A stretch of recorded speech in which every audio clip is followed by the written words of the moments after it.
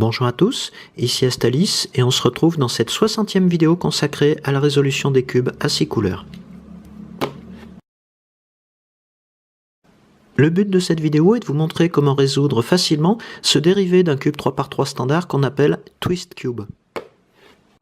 Pour résoudre le Twist Cube, vous devrez au préalable savoir résoudre un 3x3 standard et également le Fisher Cube, puisqu'on verra que ces deux cubes ont des résolutions très proches. Comme son nom l'indique, le Twist Cube se distingue par son apparence par rapport à un cube 3x3 standard, puisqu'on a réellement l'impression d'avoir dans les mains, dans son état résolu, un cube standard qu'on aurait torsadé autour d'un axe vertical et qui laisse les faces inférieures et supérieures plates, alors que les quatre faces latérales se retrouvent tordues en quelque sorte, avec une couleur qui suit la courbure de ces quatre faces. Si on détaille les pièces du Twist Cube, en commençant par les centres, on s'aperçoit qu'on a donc deux centres qui gardent une apparence conventionnelle, plate, avec une seule couleur, alors que les quatre autres ont une apparence un peu torsadée et présentent surtout chacun deux couleurs, à l'image de ce qu'on trouve sur les centres d'un Fisher Cube, sur les quatre faces latérales. Si on regarde de plus près les arêtes du Twist Cube, on trouve dans la partie supérieure, 4 arêtes qui présentent toutes la même apparence et qui ont deux couleurs chacune, même chose dans la rangée inférieure, mais on trouve dans la rangée équatoriale ces arêtes qui ne comportent qu'une seule couleur et une forme qui les rend symétriques lorsqu'on les retourne de 180 degrés. Là aussi, on retrouve une caractéristique du Fisher Cube avec ces arêtes-là pour ses parties supérieures et inférieures et ces arêtes à forme symétrique dont on ne peut pas déterminer l'orientation à première vue dans la rangée équatoriale. En revanche, malgré leur apparence assez inhabituelle, on remarque que les 8 coins du Twist Cube comportent les 3 couleurs habituelles qu'on peut trouver sur un cube 3x3 standard, et en particulier, ce sont ces 3 couleurs qui nous permettent de connaître l'orientation de ces coins. Dernier point commun du Twist Cube avec le Fisher Cube que j'ai décrit un peu plus haut, il se déforme lorsqu'on le mélange, même si ici, l'ensemble de ces pièces reste toujours dans une enveloppe cubique. Si on s'intéresse aux couleurs du Twist Cube, on remarquera qu'en dépit de son aspect inhabituel, il reprend le thème de couleur d'un cube 3x3 standard. En particulier, à l'opposé de la face blanche, on trouvera la face jaune, ce sont les deux faces plates du cube dans son état résolu. À l'opposé du rouge, on trouvera de l'orange, et à l'opposé du bleu, on trouvera du vert. De même, si on considère les couleurs bleu, blanc, rouge, on constate qu'elles sont bien placées dans le sens contraire des aiguilles d'une montre autour du coin du cube. Pour résoudre le Twist Cube, on ne va pas déroger à la règle du 3x3 standard, on s'y prendra rangée par rangée en commençant par la rangée inférieure, en considérant que la rangée inférieure est en particulier celle qui contient la face plate, que je vais choisir ici blanche pour conserver mes habitudes. J'ai ici mélangé mon cube et je vais commencer par chercher le centre blanc. Il est ici. Ensuite, je vais construire autour de ce centre blanc la croix blanche par laquelle je commence habituellement la résolution d'un 3x3 standard. Donc je vais rechercher des arêtes qui présentent une facette blanche et plate. Ici, je vois que j'ai l'arête blanche et orange. Je vais pouvoir la remonter à côté de mon centre blanc. Et je sais qu'à l'opposé de l'arête blanche et orange, je dois trouver normalement l'arête blanche et rouge. Je vais donc venir la placer comme ceci. Je sais que les couleurs bleu, blanc, rouge sont disposées dans le sens contraire des aiguilles d'une montre sur le cube dans son état résolu. Donc si je place ici l'arête blanche et bleue, j'aurai bien les couleurs bleu, blanc, rouge dans le sens que je cherche. Alors mon arête bleue est ici. Je la remonte à sa place, et il ne me reste plus qu'à placer la dernière qui sera l'arête blanche et verte. J'ai terminé la construction de ma croix qui deviendra la croix inférieure, c'est-à-dire dans ma rangée inférieure sur le cube. Une fois cette croix inférieure construite, je vais compléter comme pour un cube standard cette rangée de pièces par les coins manquants. Je m'aperçois qu'ici, j'ai un coin qui est déjà à sa place avec la bonne orientation, puisqu'on trouve une facette blanche. On a une continuité de couleur ici entre le vert de cette arête et le vert du coin. Même chose pour l'orange de ce côté. Je vais chercher les autres coins, j'en ai un ici qui présente les couleurs rouge et vert. Donc je vais le mettre à la verticale de son emplacement. Je vois que la facette blanche pointe vers la droite, donc je peux le mettre en place très facilement comme ceci. J'ai ici un autre coin blanc présentant également les couleurs bleu et orange. Son emplacement final est ici. La facette blanche pointe vers la gauche, donc je le mets en place comme ceci. Et il me reste un dernier coin à mettre en place, ce sera le coin bleu, blanc et rouge. Ce coin est ici. Dans mon exemple, la facette blanche pointe vers le haut, donc je peux le mettre en place en me servant de l'algorithme de l'ascenseur. Demi-tour gauche, demi-tour droite, demi-tour. Et de cette manière, j'ai terminé la résolution de la rangée inférieure du cube. Je peux donc passer à la résolution de la rangée du dessus, la rangée équatoriale, et j'ai vu que dans cette rangée équatoriale, j'avais des centres qui ont la particularité d'être orientés exactement comme ceux d'un Fisher Cube.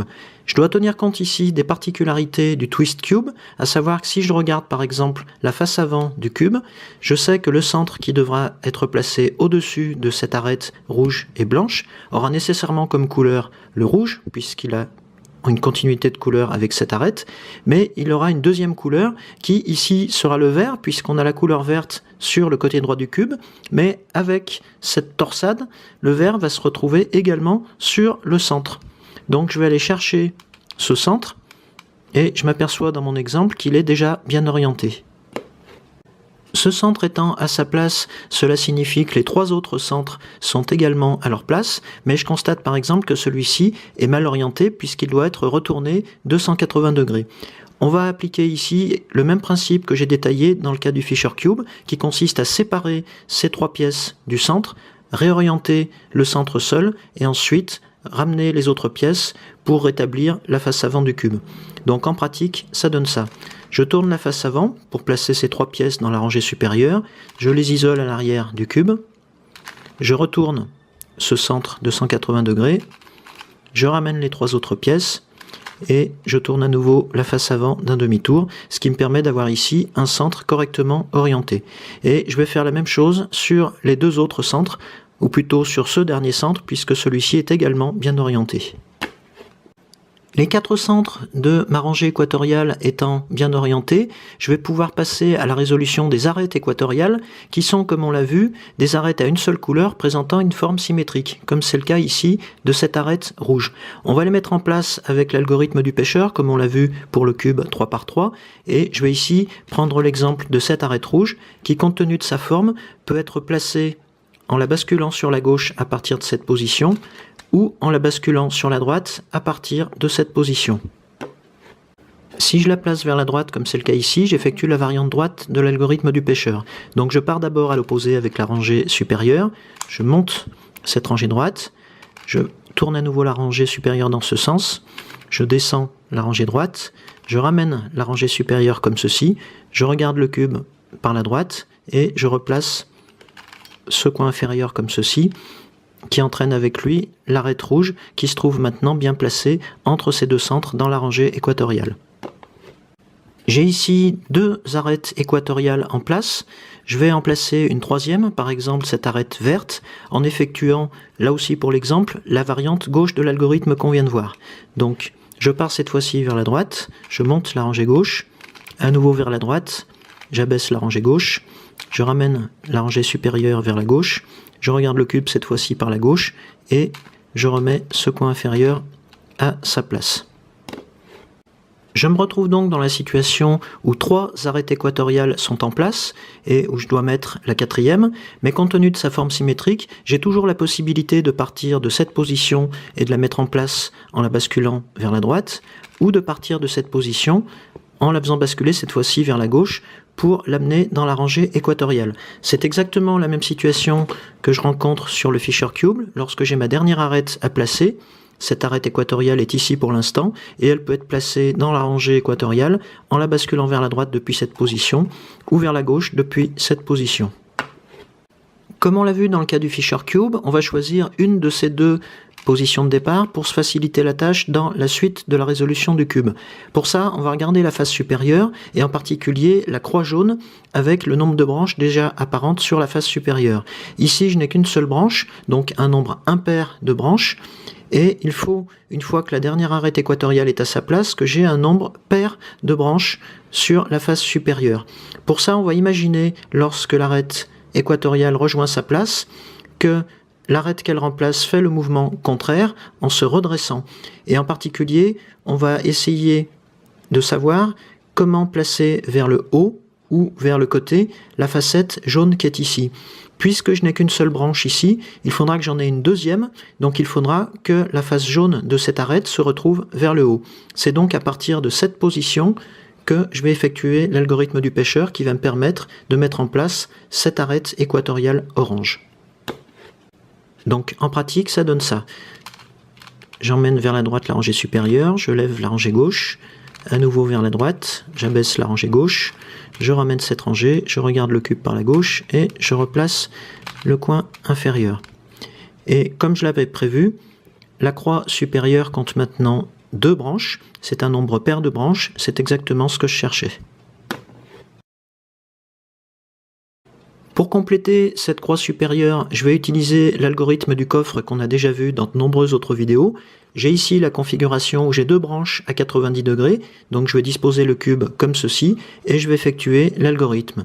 Donc je ferme la porte du coffre, j'applique la combinaison par l'intermédiaire de ce coin, vers la gauche, vers le haut, vers la droite, vers le bas, et j'essaye de rouvrir la porte du coffre.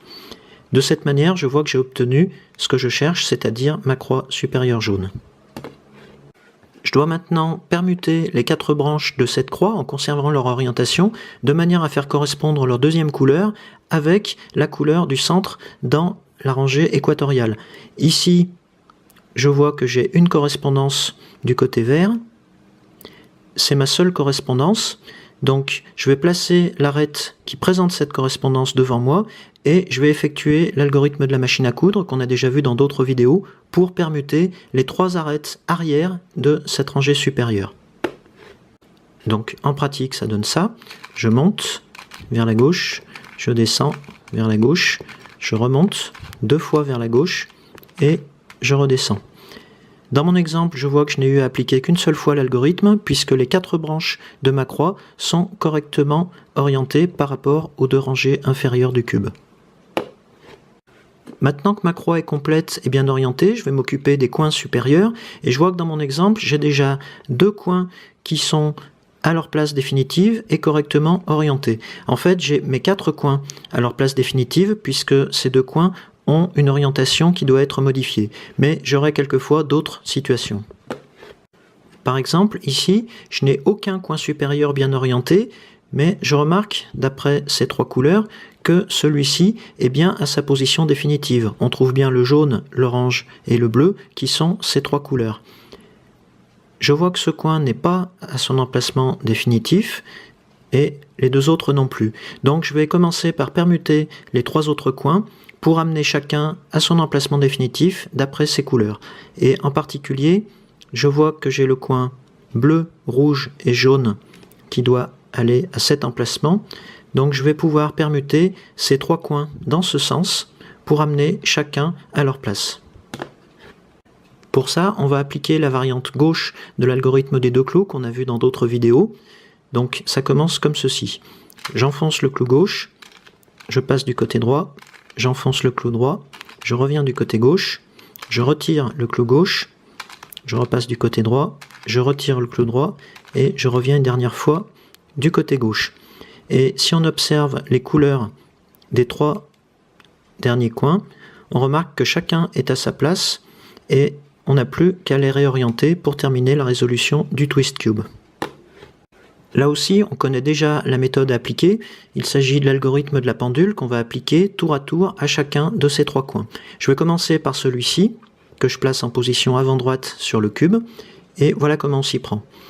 Vers le bas, vers la gauche, vers le haut, vers la droite, vers le bas, vers la gauche, vers le haut, vers la droite. On a changé l'orientation du coin, mais ce n'est pas encore la bonne, donc on recommence. En bas, à gauche, en haut, à droite. en bas, à gauche, en haut, à droite. Ce coin-là est bien orienté, je passe au suivant. En bas, à gauche, en haut, à droite. En bas, à gauche, en haut, à droite. À nouveau, en bas, à gauche, en haut, à droite. En bas, à gauche, en haut, à droite. J'ai la bonne orientation, je m'occupe du dernier coin. En bas, à gauche, en haut, à droite. En bas, à gauche, en haut et à droite. Et à nouveau, en bas, à gauche, en haut, à droite. En bas, à gauche, en haut et à droite. Et il ne me reste plus qu'à réorienter la rangée supérieure pour terminer la résolution du Twist Cube. Maintenant que vous savez résoudre le Twist Cube, je vous propose dans la vidéo suivante de passer à la résolution d'un autre dérivé très original du 3×3 standard, le Pentacle Cube. À bientôt!